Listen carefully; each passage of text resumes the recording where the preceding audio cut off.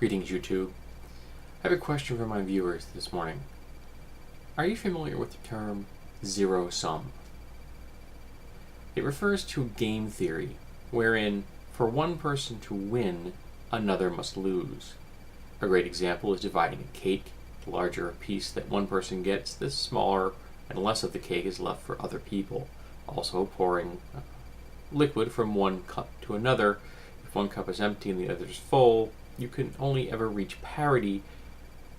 One can end up with all of it, however. And a lot of people view life in a zero-sum manner. And I think that's a really narrow way of viewing the universe. I'm going to link to a wiki page dealing with zero-sum theory, and also to a blog post I read recently concerning the top 0.1% of our economy. To get into the top 1% in the US, you have to be pulling in $1.2 million. That's a significant amount of money. But they aren't the people that are really controlling our nation. The people that are controlling our nation are in the top 0.1%. They are the really wealthy. They're the people who consider $1.2 million to be pocket change. And they're the scary ones. Because a lot of them have the, it's not enough that I win, you must lose attitude. The zero-sum attitude that I mentioned at the start of my video. And I think that that particular way of looking at the world is going to kill us all. Because life isn't zero-sum. A lot of the attitudes I see in the financial world are predicated on the concept that the market shall continue to grow. And that's fantasy.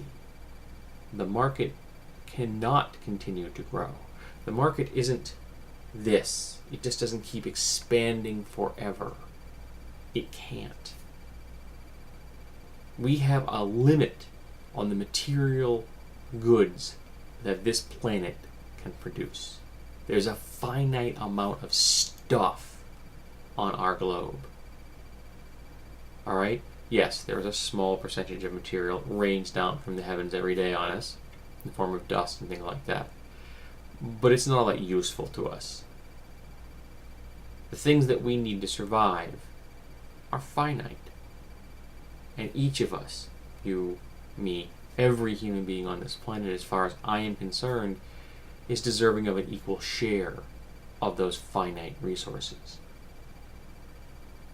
And if we can, if we're smart, set up a system where it is a non-zero-sum game, where we are in cooperation, not competition, where we can create a sustainable economy, one where everyone has enough to survive. Now, currently, our economy tends to do this. All right? Boom and bust. Boom and bust. And that's not good for us. I want the economy to do this. Not flat. But the wave is going to be a whole lot smaller. Here and not here. Now, this is probably going to mean that there wouldn't be any billionaires. And guess what? I'm okay with that. There could still be millionaires, and there would still be people in poverty. But the people who are millionaires would be in that top 1%. The people in that poverty would be in the bottom 1%. And everyone else in the middle would have enough to survive. The vast bulk of them, of course, would be right in that median bracket, the middle class, which would be broad and strong, which is what we need. A broad, strong middle class. Where the majority of people are never going to have to be concerned that they're not going to have enough food, shelter, education, health care, that they're never going to have to worry that they'll be kicked out of their home when they get older, or that a disease will incapacitate them financially. Do you know what percentage of the bankruptcies in the United States are caused by a medical issue? 60%. Do you know how many bankruptcies are caused in the Netherlands because of a medical issue? Come on, folks. Take a guess. 0. That's what I'm trying to get at. That we can cooperate, we can get along, we can function together so that everybody gets to survive. That we all can have a comfortable life. We just won't be Donald Trump. I've taken steps in that direction already. I know this is a radical concept. People are going to call me a socialist. They'd be correct in that. They're going to call me a commie. They'd be wrong in that. But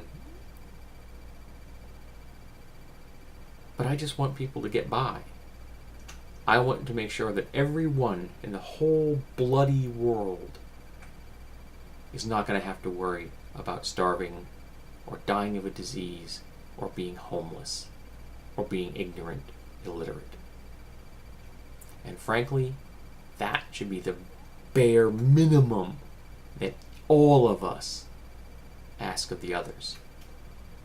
From that point, we can achieve greatness.